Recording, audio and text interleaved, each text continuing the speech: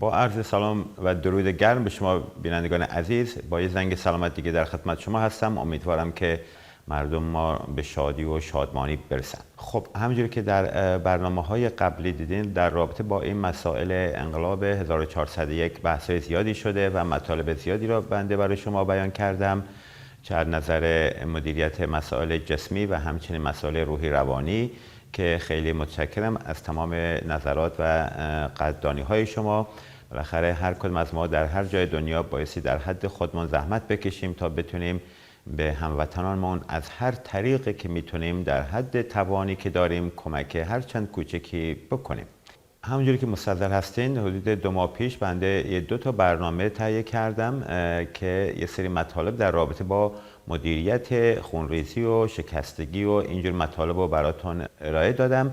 امروز به طور عملی میخوایم اینا رو نشون بدیم. در واقع میخوایم ببینیم که کسی که ضربه میخوره به سرش، ضربه میخوره به شونش، دستش و یا ستون فقرات و یا پاها و یا خونریزی و شکستگی و اینجور مسائل رو در موقع اعتراضات و یا در هر جای دیگه‌ای در شرایط طبیعی هم میتونه اینا مورد استفاده قرار بگیره، یاد بدیم که شماها یک مختصر اطلاعی از نحوه مدیریت اینجور مسائل داشته باشید. حالا چه نفر تو تظاهرات زخمی میشه یا در روی پشت بوم یکی میفته یا از بالای 2 تا پله یکی میخوره زمین، اینه که دانستن این اطلاعات اولیه کمک بسیاری به شما عزیزان میکنه و مخصوصا در جریان اعتراضات که متاسفانه به خاطر عدم دسترسی به آمبولانس و همچنین عدم شرایط مناسب، متاسفانه هموطنان زیادی به خاطر یک خونریزی یا یک شکستگی 10 مشکل جانبی رو باید طی بکنن و بعضا هم میتونه باعث مرگ هموطنان عزیز بشه. اینه که دانستن یک سری اطلاعات و تکنیک های اولیه خیلی کمک شایانی میکنه به پیشگیری از مرگ و میر بیشتر و همچنین عذاب کمتر کشیدن توسط این عزیزان. خب برای اینکه این برنامه رو به طور خیلی واضح برای شما عزیزان بیان بکنم، اولین مشکلی که بایستی ما بتونیم باش مدیریت بکنیم در موقع آسیب و تظاهرات اینه که ببینیم آیا کسی بیهوش هست یا نه. برای این کارم میتونید از اون نفری که در نزدیکش هستین ببینید که به سوالات شما، سوالات خیلی ساده، اسم چیه، کجا هستیم، چه روزی از هفته است، چه ساعتی از روز هست و یا نگاه صورت و چشماشون هم که آیا چشماشون بازه، چشماشون بسته است، تنفس افراد، اینا خیلی میتونه کمک بکنه به اینکه به ما بگه که یک نفر الان بیهوش شده یا هوشش سر جاشه و یا نیاز به کمک های خیلی امرجنسی داره یا نه. بعد از اینکه متوجه شدیم با این سوالات اولیه که کسی اگه خدا نکرده بیهوش بود یا در واقع از حال رفته بود، بهترین کار اینه که شما به آمبولانس زنگ بزنید و اگه احیانا آمبولانسی در دسترس نبود، سریع 2-3 نفری اونو بغل کنید، توی ماشینی بذارید و به نزدیکترین مرکز ارائه خدمات درمانی که بیمارستان ها هستن برسونید. ولی اگه دیدید بیهوشه، خب میتونید یکم دورشو خلوت بکنید، یک مقدار ببینید که آیا مشکل بعدی داره یا نه و تنفس افراد و اینکه آیا مشکل قلبی عروقی و اینا داشته باشن هم خیلی حائز اهمیته.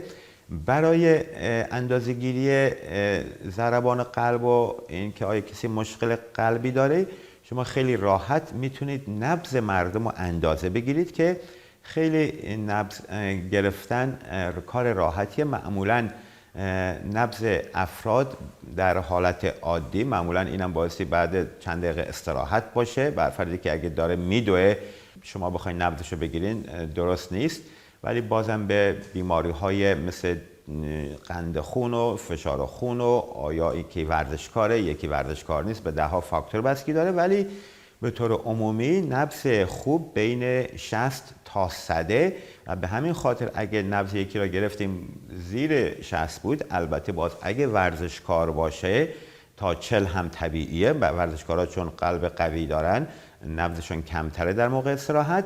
ولی برای افراد معمولی اگه زیر 60 بود یا بالای 100 بود، باز بایستی شما به مرکز خدمات درمانی برسونید این افرادو. برای نبضم 10 جا در بدن هست، هر جا که در واقع شما موقع لمس بتونید رگ‌ها رو پیدا بکنید، میتونید به راحتی نبض رو بگیرید. که برای مچ دست یکی را اینجوری روی یک جای ثابت میتونید با دست رو نگه دارین یا روی زمین باشه یک جای بگیرید. بعد ببینید این استخوان رادیال میگیم، این استخوان مچ دست، اینجا دست بزنید یک برآمدگی حس میکنید و این ورم این امتداد انگشت شست یه نفر و یک تاندون اینجا هست حس میکنید. بین اینجا یک قسمت نرمیه و 2 تا انگشت خودتون رو، انگشت سبابه و وسطی رو میارید قشنگ روی اون قسمت میذارید و یک مقدار متوسط فشار میدید که من الان حس میکنم. پس ببینید این استخوان رادیال یا استخوان مچ دست که اینجا تموم میشه و اینم امتداد انگشت. اینجا یک قسمتی هست که نرمه، اینو 2 تا انگشت اینجوری میذارید، الان حس میکنم. بعد میشمارید 1 2 3 4 5 همینجوری که حس میکنید نبضو میشمارید. بعد همزمانی که اونو گرفتید اینجوری، ببین برای خودتونم میتونید اینجوری بگیرید. ببینید اون قسمت استخونه که گفتم، اینم امتداد انگشت بزرگ، این 2 تا انگشت دیگه میاد قشنگ میره رو اینجا. الان حس کردم 1 2 3. از یک طرف هم زمان رو میگیرید. حالا بایستی 1 دقیقه شما این نبض رو بشمارید. نرم معمولیش بین 60 تا 100. اگه شرایط خیلی سخته اینا، میتونید 30 ثانیه زمان رو اندازه بگیرید، ضرب در 2 بکنید که میشه 1 دقیقه. و اگه کمتر از 60 بود، حالا خیلی دیگه کمتر از 40 حتما و بالاتر از 100 بایستی سریع به دکتر خبر کنید. یا یک جای دیگه قسمت گردنه که اینجا میتونید بگیرید. این گردن رو یه دقیقه سرتو به این ور بچرخون. ببینید این مایچه رو میبینید، استرنوکولاید ماستوید ماسل. این مایچه اینجا هست و این قسمت هم که لوله هواست.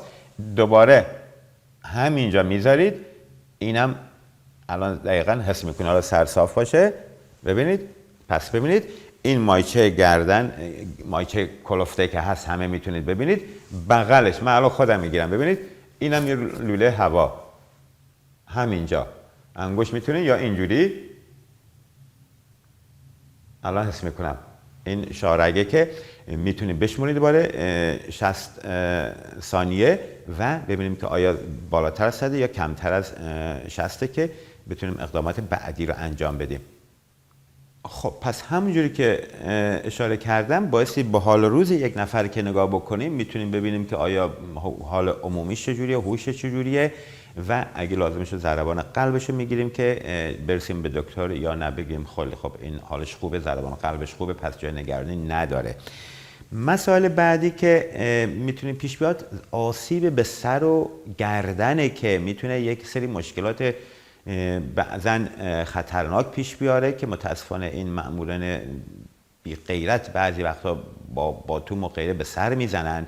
میتونه دچار آسیب خونریزی داخلی مغز بشه و یا استخون سر بشکنه در بعضی مواقع و در بعضی مواقع هم آسیب اونقدر زیاد نیست ولی متاسفانه بافت‌های کوچکی و نازک و ظریفی تو گردن و غیره آسیب میبینن که یک نوع حالت ویپلش اینجوری میگیم، یا برفرض با لگد بیشعورایی به گردن و سر مردم میزنن که این باعث میشه که گردن فشار بیش از حدی بهش بیاد، حالت ویپلش پیش میاد که یه حرکت ناگهانی سریع میتونه آسیبی به بافت‌های سافت تیشو در واقع لیگامنت و تاندون اینا با وجود بیاره که میتونیم باز به مدیریت خاص خودشو داره. بعدن فکر کنم بنده یه برنامه در مورد ویپلش داشتیم، اگه نباشه حتما یکی براتون اشاره میکنم. جای نگرانی و خطر به اون صورت نداره ولی باعث حتما عکس برداری بشه که ببینیم آیا شکستگی مهره چیزی نباشه. ولی اگه خدای نکرده حس کردین که کسی نمیتونه سرش اصلا تکون بده یا غیره، بایستی اصلا برای سر به هیچ وجه تکون ندین از این بریس ها، از این گردنبند ها یکی سریع به گردن بیمار میزنید و اون موقع باعث ترانسفر بشه. و اگه نداشتین، امکان نبود، متاسفانه راه دیگه نیست، بایستی سریع به آمبولانس زنگ بزنید. و کلاً برای ستون فقرات اگه کسی که به هوش باشه میتونه بگه من اینجا کمرم شدیدا درد میکنه، نمیتونه بگه اینجا، یا از طرف میپرسیم معرفت دستتو بیار بالا، اگه این یا ببر اینور و اینور، اگه این کارا رو بکنیم حتی ستون فقراتی که آسیب دیده باشه شخص به راحتی نمیتونه، یا حتی در نفس کشیدن خیلی وقتا درد شدید باشه بیمار حس میکنه. اینه که با اینجور نشونه هم میتونین بفهمین، مخصوصا حرکت که برفرض از اینکه میخواین یکم بچرخه به اینور، این نمیتونه همچه حرکت‌های ساده‌ای رو انجام بده و این نشون میده که آسیب به ستون فقرات وارد شده و بایستی دوباره حتما به آمبولانس و غیره زنگ بزنید. خب پس این قسمت ضربات به مغز و حال عمومی بیمار و آیا اینکه ستون فقرات باشه که اشاره کردم در اون برنامه، بایستی حتما یه بلانک کارت فرمی داشته باشین که بیمار اینجوری روش بخوابه، بعد 2 نفر بالا و 2 نفر پایین بلانک کارت رو بگیرن منتقل بکنید. نمیتونید این کسی که اینجوری کمرش خدا نکرده آسیب دیده رو شما بلند بکنید بذارید توی ماشین، چون میتونه آسیب رو خیلی بدتر بکنه و متاسفانه در بعضی مواقع حتی میتونه چیزی مثل قطعی نخاع پیش بیاد. به همین خاطر هر وقت احساس کردین که آسیب شدیدی به گردن و یا ستون فقرات یک نفر وارد شده، بهترین کار اینه که اول از همه به آمبولانس و بیمارستان جای زنگ بزنید، روی بلانک کارتی پتوی 2 تا روسری به هم ببندین بذارید و اون موقع پتو رو بلند بکنید یا بلانک کارت رو بلند بکنید که حمل و نقل بکنید به توی ماشینی یا جایی. و اگه احتمالاً ضربات به ستون فقرات خورده، باز نمیتونین از این بیمار بخواین که رو صندلی صاف بشینه، اینو باید دراز بکشه و بهترین کار معمولاً اگه آمبولانس نبود که جای تأسف متاسفانه این مأمورین بی وجدان آمبولانس هم بعضی وقتا نمیذارن بیاد تو محیط اعتراضات، اینه که اگه وانت برفرض باشه با همون پتو پشت وانت میتونین بذارین که آسیب کمتری به ستون فقرات وارد بشه. و یا اگه تو ماشین سواری هم میذارید روی صندلی عقب بخوابه، پاهاشو خم بکنید، پا رو الان راحت میتونه خم بکنه، هرچند اگه آسیب میتونه با پا هم وارد بشه، ولی خم کردن پا که در این حالت توی ماشین بخوابه باعث آسیب به ستون فقرات نمیشه. مهم اینه که شما حرکاتی را انجام ندیم یا فشارهای بیشتر به بالاتنه بیمار نیاریم که آسیب به نخاع بیش از حد بشه. خب اینم از مسئله نخاع. مسئله بعدی شکستگیه که متاسفانه به خاطر افتادن، هل دادن، دویدن و یا باتومی که میزنن این بیشرف ها میتونه برفرض استخون از اینجا بشکنه یا از اینجا بشکنه در قسمت دست به عنوان مثال. خب اگه باز بایستی با 2 تا سوال همیشه ببینید که آیا بیمار میتونه کلا دستش رو حرکت بده یا نه. اگه دستی که حرکت نمیکنه معمولاً و درد خیلی شدیدی داره، نشونه شکستگیه. اگه ترک جزئی باشه یا شکستگی بزرگ نباشه، درد خیلی داره ولی میتونه حرکت بده. پس در تنها مواقعی که شخص نمیتونه دستش رو حرکت بده یا شکستگیه و یا در رفتگیه که اونم باز ورم خیلی زیاد میکنه که نشون میده آسیب جدیه. پس بایستی اون قسمت بدن رو حرکت ندین. دوباره میتونیم تصور کنیم مایچه مفاصل شونه که اینجوری در نظر بگیریم، وقتی در میره میاد اینجا، خب این لیگامنت های اینجا همه کش میان، آسیب میشه، برای همونم ورم میکنه سریع.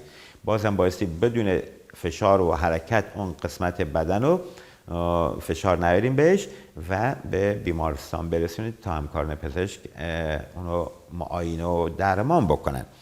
ولی اگه دیدیم به فرض شکستگی که میزنه بیرون از گوشت و مایچه دیگه، به فرض این قسمت استخون شانه شکسته، این میزنه بیرون، شما بایستی این دست رو به هیچ وجه حرکت ندین. اگه احیانا لازم شد خونریزی شدید داشت، حالا اینو در رابطه با خونریزی هم نشون میدیم، برفرض اینجا خونریزی خیلی شدید داره، شما با یک دستمالی، با یک حوله‌ای، با یک چیزی این قسمت بالا را سریع محکم میبندین و این باعث میشه که خون کمتری بره به این قسمت پایین و از خونریزی بیشتر جلوگیری بکنید. ولی اگه اینجا خونریزی داشت و باز این قسمت خب نمیتونیم ببندیم، سریع یه دستمالی چیزی اینجوری میذاریم بالای قسمتی که خونریزی کرده و فشار میدین، قشنگ یه 4-5 دقیقه فشار میدین تا خونریزی، چون میدونیم که یک سیستمی داره که خونریزی جایی که خونریزی شده سریع شروع میکنه به لخته میبنده و جلوی خونریزی رو بدن بلد بند بیاره. ولی اگه باز باشه، در جریان باشه، اون انعقاد پیش نمیاد و باعث ضربات جدی به بیمار میشه. به همون خاطر فشار میدین، نگه میدارین و بعد اینجا رو بالاخره با یک چسبی، یک چیزی از روش دوباره میبندین. حتی شده اینو از پشت بدن برفرض میبرید و به اون ور بدن میتونید اینجوری ببندین. پس در اولین فرصت باعث خونریزی که حالت فوران داره، شما دستمال رو ببندین، روش نگه دارین و یک نفرم اون قسمت بالاشو ببنده. اگه اینجا بود شما اینجا میبندین، اگه اینجا بود اینجا، همیشه اگه اینجا بود بالاتر از اونو باعثی محکم ببندین و این باعث میشه که جان یک نفر تلف نشه. چون اگه این خونریزی رو بند نیاریم، حتی تو 20 دقیقه نیم ساعت که برسیم بیمارستان، شخص میتونه آسیب‌های جدی بهش وارد بشه. پس اگه خونریزی فورانی نبود، دستمال رو میذارین روش، نگه میدارین تا خون بند بیاد. اگه فورانی بود، چون بند نمیاد، بالای اونو با یک دستمالی روسری، کشی، هر چیزی میبندین که بتونین جلوی خون رو نگه دارید. خب حالا این قسمت سر و ستون فقرات و دستا رو نشون دادیم. میایم به قسمت پاها که خیلی هم زیاد پیش میاد. اگه در قسمت پا خونریزی داشتیم و شکستگی داشتیم چه کار بکنیم؟ پس برای خونریزی فرض کنید دوباره اینجا خونریزی داره. خب شما میایین سریع دستمال رو میذارید اینجا، فرق نمیکنه، فکر اینفکشن و اینجور چیزا نباشید، سریع دستمال رو بذارید و فشار بدین، نگه دارین یه 5 دقیقه 10 دقیقه. ولی اگه خونریزی زیاد بود، معمولا میتونه از یه نفر کمک بگیرین، یکی اون دستمال اینجوری نگه داره که فشار بده خون نیاد، یکی دیگه هم با یک کشی، با یک حوله‌ای، با یک دستمالی اینجا رو سریع میبنده. اینو سریع میبندین و سفت میکنید، نگه میدارید. اون یکی دیگه هم اینجا رو بسته نگه داشته که این باعث میشه خون به طرف پایین زیاد نیاد و اینم که فشار میدیم باعث میشه خون انقاد ببنده و خون کمتری ریخته بشه. فراموش نکنید وقتی خونریزی یکی داره، شوک به مردم بیمار دست میده و اون شوک خیلی ها را میبره دچار حالت بیهوشی مانندی، اینه که باهاش حرف زدن و 2 تا جمله مثبت بهش گفتن، نگران نباش، همیشه اصلا بعضی با دیدن خون قش میکنن. اینه که خون و مدیریت و نحوه برخورد ما با خونریزی خیلی حائز اهمیته. خب این از خونریزی. و بعضی وقتها پیچخوردگی زانو یا مچ پا پیش میاد که اینا رو در برنامه‌های مختلف ما خوشبختانه داشتیم. یعنی برای هر قسمت بدن که بخواین مراجعه بکنیم ما برنامه داشتیم، ولی فعلا در رابطه با اقدامات اولیه چون داریم حرف میزنیم، اگه پیشخوردگی مفصل مچ پا یا زانو باشه، معمولا ورم شدیدی داریم باز، منتها شخص میتونه پاشو بذاره روی زمین یکم. اگه دیدید شخص میتونه پاشو بذاره، اولا باز سوال از اون نفر خیلی با ما کمک میکنه. میتونی بشینی؟ بله. میتونی پاتو تکون بدی؟ با درد؟ بله. اگه شکستگی شدید باشه یا در رفتگی باشه، بیمار دیگه اصلا حرکتی نمیتونه بده. اینه که با 2 تا سوال از بیمار ما میتونیم بفهمیم که آیا این خیلی شدیده یا نه. برای فاز دوم پیشخوردگی ها و آسیب‌های اینجوری، حالا فرق نمی‌کنه شونه باشه، مچ پا باشه، زانو باشه، به برنامه‌های زنگ سلامت مراجعه بکنید. باز اونجا کلی مطلب داریم که چجوری یک تاندون التهاب دیده رو شما بهبودی ببخشید. ولی اگه از شخص پرسیدید پا تو حرکت بده، برفرض یه مجروح میرسین افتاده میگه وای پام، شما نمیدونید این چشه، میگه خب پا تو خم و راست بکن. خب اگه اینو انجام داد که میدونیم نشکسته. ولی اگه میگه نه نمیتونم تکون بدم، نمیتونم، پام هی داد میزنه، پا رو اشاره میکنه نشون میده، اینو دیگه نشون میده شکستگی داره. برای شکستگی هم باز بهترین کار اینه که اول به آمبولانس زنگ بزنید و ببرین بیمارستان. در اولین فرصت بایستی این قسمت شکسته، حالا چه دست چه پاست، شما بایستی بی حرکتش بکنید. یعنی یک اقدامات اولیه‌ای در آن واحد در اونجا انجام بدین که باعث نشه موقع حمل و نقل یا هر کاری که میکنیم این پا خم بشه. فرض بکنیم اینجا این استخوان شکسته، خب اینو حرکت بدیم، این میتونه بیشتر فشار بیاره، آسیبو بیشتر بکنه. از اونجا که از زمان قدیم با چوب شکستگی ها را ایموبیلایز میکردن یا بی حرکتش میکردن، بنده این دو تا چوب آوردم. فرض کنیم اینجا پا شکسته و شما میخوایم بیمار رو دسترسی با آمبولانس اینا نداره، میخوایم ترانسفرش کنید به یک جایی، سریع این دو تا چوب پیدا میکنید، اینجا میذارید قشنگ بغل پا و بعد با یک دو تا حوله اینو قشنگ بلند میکنید، یواش، خیلی تا جایی که درد نیاد اینجا میبندید و یکی دیگه هم این قسمت بالاش خیلی یواش حرکت میدین به جایی که فشار نیاد. اینو با چوب که ببندین، ببینید این چوب دیگه نمیذاره این پا حرکت بکنه، اینم از این ور بسته است و اون موقع شما میتونید بیمار رو با خاطر جمعی بهتر ببرید به بیمارستان یا حمل و نقلش بکنید. و در واقع گچگیری هم که میکنن یه همچی حالتیه. البته این برای اقدام اولیه است که شما به بیمارستان برسونید، ولی کار مردم عادی نیست که درمان کنن شکستگی را. ولی از اونجایی که بعضی شکستگی ها خیلی، چون استخوان پا وقتی که از فشار بستگی داره از کدام فشار طرفش فشار بیاد، میتونه بشکنه، خیلی سر تیز و خطرناکی داره و میتونه خونریزی زیاد به وجود بیاره. و برفرض اگه دیدیم یکی پاش اینجا شکسته، که این مدلی دو تا چوب، دو تا تخته، دو تا کارتون، یه چیزی سفت باشه، شما دو طرف پا میذارین، بعد با حوله دستمالی روسری اونو اینجوری میبندید. اگه برفرض دیدین که شکستگی داره، خونریزی هم خیلی زیاده، باز این بالای پا رو با همون مدلی که نشون دادیم با یک دستمال روسری چیزی میبندین که خونریزی نداشته باشه. معمولا اینجور مواقع مردم میریزن دور اینجور مجروحان. اون فرضش بکنید یه نفر اینجا خوابیده، 10 نفر اومده نزدیک سرش، این باعث استرس بیمار میشه، میتونه دچار شوک بکنه. بهتره که یکی 2 نفر اونجا بمونن، بقیه فاصله بگیرن که بتونن کارشو بکنن. و از همه مهمتر فکر آمادگی کردن یک ماشین و وسایل نقلیه و آمبولانس باشید که امیدوارم به زودی این مسائل تمام بشه در کشور ما و مردم ما بتونن با شادی و سرافرازی زندگی بکنن. برای حفاظت از چشماتون همیشه یه عینک دودی هرچی کلفتر باشه بهتره بردارین، لااقل چشماتون سالم میمونه. و همچنین یک شیشه آب هم داشته باشین برای گاز اشک‌آور و غیره که در برنامه قبلی گفتیم. چشماتون رو سریع بشورید و این مسائل رو رعایت بکنید تا آسیب کمتری برسه بهتون و به پیروزی برسیم. تا هفته بعد و برنامه بعد شما رو به خدا میسپارم. شب و روز خوش. خدا نگهدار.